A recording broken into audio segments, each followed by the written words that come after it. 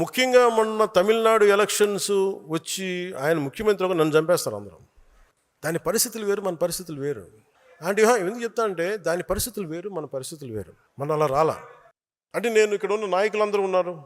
మీ అందరికీ మొన్న ఎలక్షన్ తర్వాత మీ అందరూ ఒక మైండ్లో ఒకటి ఉంది.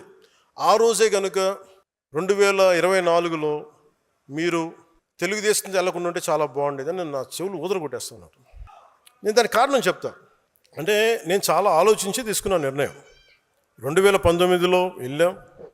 వాటి అన్నిటితో పాటు నాకు ఆ రోజు చాయిస్ ఉండింది ఒంటరికి వెళ్ళడానికి. ఎందుకంటే దానికి ముందే మనం మచిలీపట్నం చేసాం, 10 లక్షల మంది వచ్చారు జనం.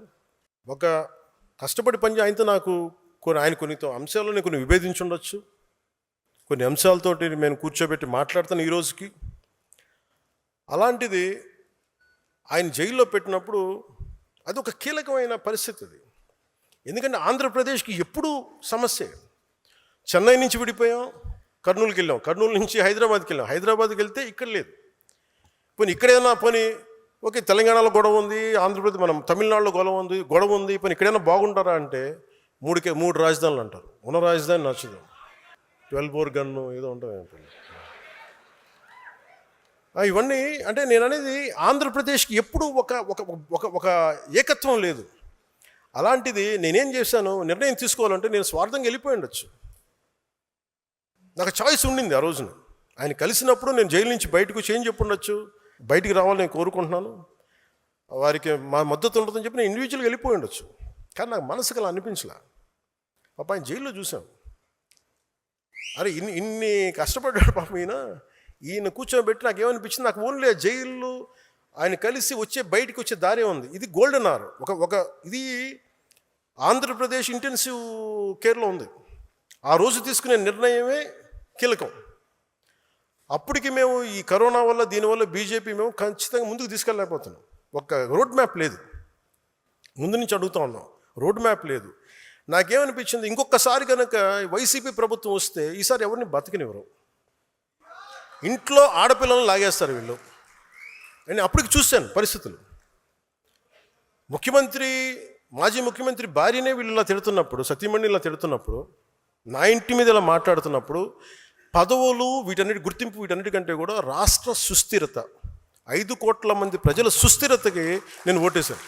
ఆ నిర్ణయం తీసుకున్నప్పుడు చాలామంది తెలుగుదేశం నాయకులు ఆయన జైల్లో ఉన్నప్పుడు కూడా నా దగ్గరికి వచ్చారు చాలామంది. అన్న మాకు మా నాయకుడికి చెప్పన్నా, ప్రధానమంత్రి గారు చెప్పన్నా, అందరం కృషి చేసాం, తెలుగుదేశం పార్టీ నాయకులు కృషి చేసాం, అందరూ కృషి చేసాం, బయటకు వచ్చాం, కనీవిని ఎరుగని మెజారిటీలతో ప్రభుత్వం వచ్చింది. అలయన్స్లో ఇబ్బందులు లేవంటే కొన్ని ఉన్నాయి, కాదు అది మెజారిటీ పెద్ద సమస్యలు కాదు కానీ ఉన్నాయి, నేను అర్థం చేసుకోగలను. అదంతే కానీ అది మీరు నాకు తెలియదు అని మటుకు అనుకోకండి. నాకు తెలుసు మెజారిటీ బాగానే ఉంది కానీ అక్కడక్కడ కొంచెం సమస్యలు ఉన్నాయి. ఆ సమస్యల్ని మేము ఒక కమిటీ చూసుకుంటుంది. ఆ కమిటీ కూడా నిర్ణయించుకోలేకపోతే ఎట్టి పరిస్థితుల్లో కూడా మీ ఆత్మగౌరవాన్ని తాకట్టు పెట్టే పని అయితే నేను చేయను. ఎందుకంటే నేను మాట ఇచ్చాను,